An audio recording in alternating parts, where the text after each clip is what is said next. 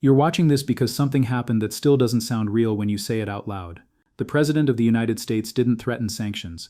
He didn't issue a trade warning. He didn't hint at diplomatic pressure. He openly threatened to seize a bridge. A real bridge. A $7 billion piece of infrastructure that Canada paid for, designed and built. A bridge that's weeks away from opening. And not just any bridge. This is the Gordie Howe International Bridge, the most important trade crossing in North America, linking Windsor, Ontario to Detroit, Michigan. A single piece of steel and concrete that carries the weight of an entire continent's economy. And yesterday it became the center of a political shockwave that nobody in Washington seemed prepared for. Donald Trump went public and said in plain language that he would not allow the bridge to open unless the United States was fully compensated and given ownership of at least half of it. No diplomatic code, no quiet backroom talks, just a public ultimatum: give me half, or I shut it down. Think about that for a second. When was the last time your closest ally stood in front of the world and demanded ownership of something they didn't pay for? When was the last time a partner said, hand it over or I'll blockade it? That's not negotiation, that's leverage. And when leverage is used this openly, it sends a message far beyond the immediate dispute. In Windsor, the reaction was instant. 14 years. That's how long this city waited. 14 years of planning meetings, environmental studies, lawsuits, delays, and political battles. 14 years of being told, just wait a little longer. And now, 3 weeks before the ribbon cutting, the answer from Washington was, not so fast. Ontario's premier told Canadians not to fold. Michigan's governor called the threat reckless. Windsor's mayor said he couldn't believe what he was reading. Business leaders on both sides of the border went silent, not because they didn't care, but because they understood something most people scrolling headlines didn't. This bridge is not just infrastructure, it is the backbone of the North American auto industry. It is $360 billion a year in trade. It is parts crossing borders up to 8 times before a single car rolls off an assembly line.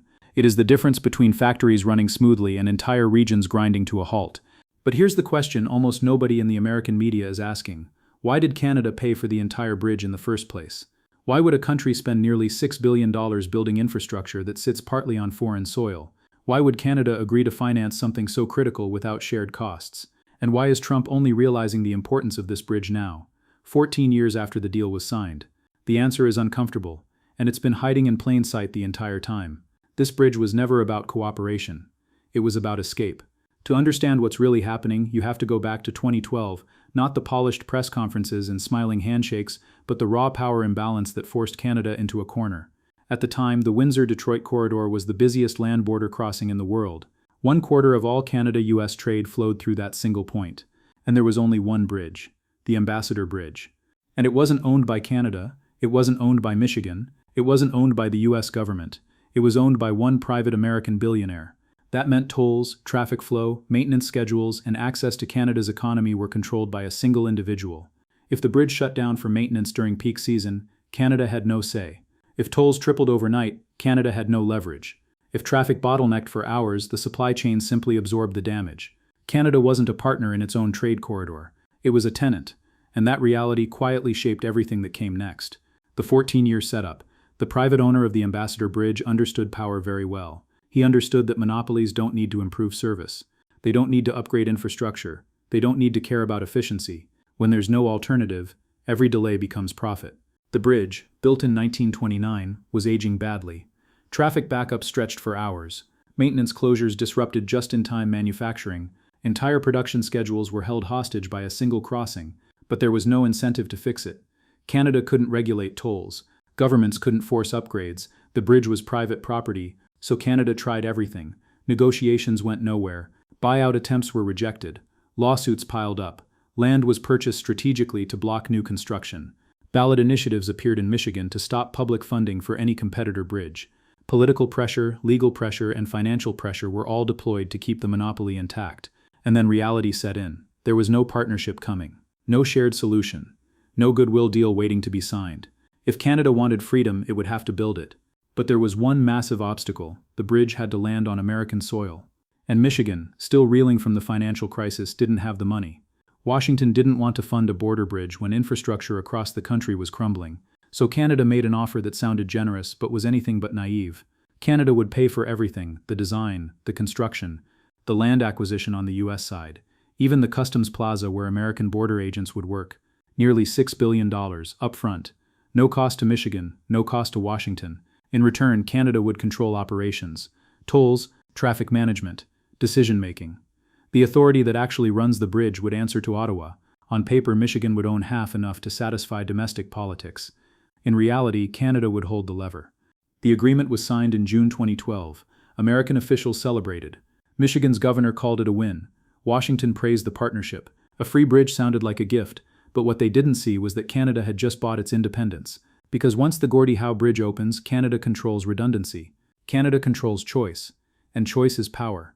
If trade is threatened, traffic can be rerouted. If a crossing is weaponized, there's an alternative.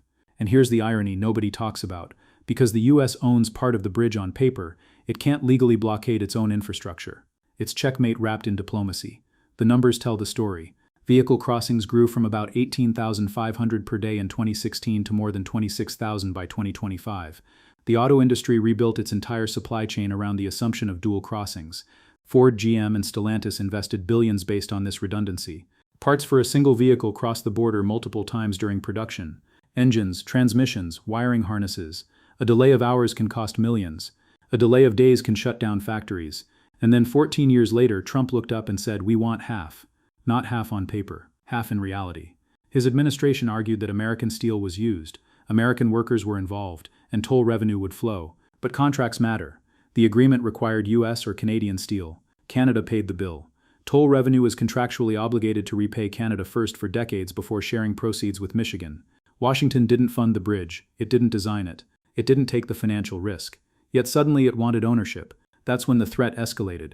Trump hinted at revoking the presidential permit that allows the bridge to cross the border, a permit issued years ago under a signed international agreement. If that precedent stands, no deal with the United States is safe.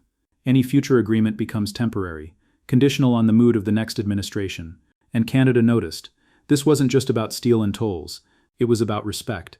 And when Trump publicly claimed that Canada lives because of the United States, it stripped away the last illusion of equal partnership. The response from Ottawa was calm and devastating. Canada does not live because of the United States. Canada thrives because it is Canadian. That line wasn't rhetoric. It was a signal. What happens if Trump doesn't blink? There are only 3 paths forward from here, and none of them are comfortable for Washington. The first is the most likely. Trump backs down, quietly. Michigan business leaders are already furious. The auto industry is panicking. Ford has warned that disruptions could cost billions. GM stock dipped the moment the threat became public. Stellantis has told officials that delays would force production moves to Mexico. Blocking the bridge doesn't hurt Canada first. It hurts Michigan, Ohio, and Illinois. Swing states, manufacturing states, states that decide elections. Backing down would mean claiming victory somewhere else, saving face, and letting the bridge open. Canada wins.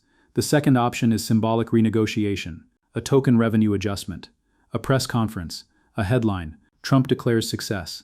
Operational control stays exactly where it is with Canada. Power doesn't change.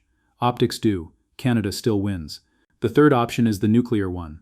Trump actually blocks the bridge. If that happens, the damage is immediate. Windsor and Detroit feel it first. Then the Midwest. Then the entire North American supply chain. Trucks back up for miles. Parts don't arrive. Assembly lines stop. Layoffs begin. And Canada changes forever. Because humiliation changes nations. A country that spends $6 billion on infrastructure only to see it held hostage does not forget, it does not trust, it does not reset. It pivots, and that pivot has already begun. Since taking office, Canada's leadership has been quietly building alternatives to every major dependency on the US. Critical minerals are being processed domestically and sold to Europe and Asia. Hydrogen infrastructure is aimed at Japan and South Korea. Arctic ports are being revived to bypass American routes entirely. This bridge fight isn't sudden.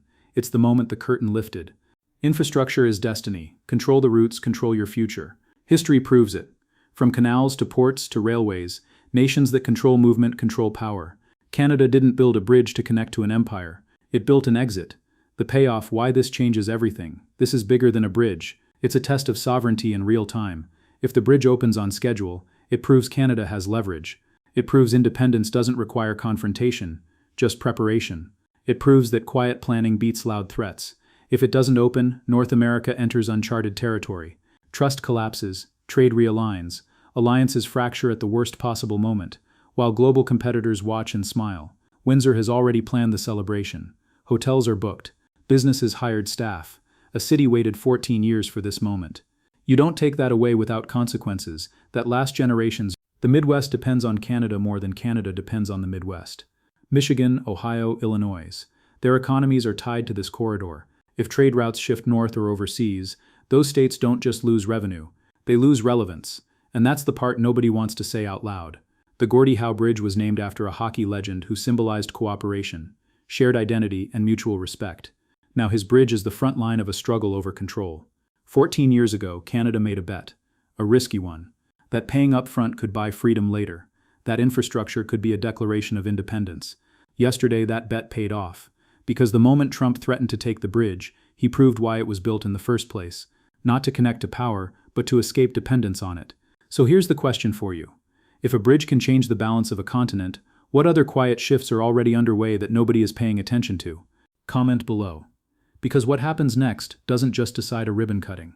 It decides what kind of North America comes after it, and whether this bridge becomes a road forward or the line where everything finally breaks.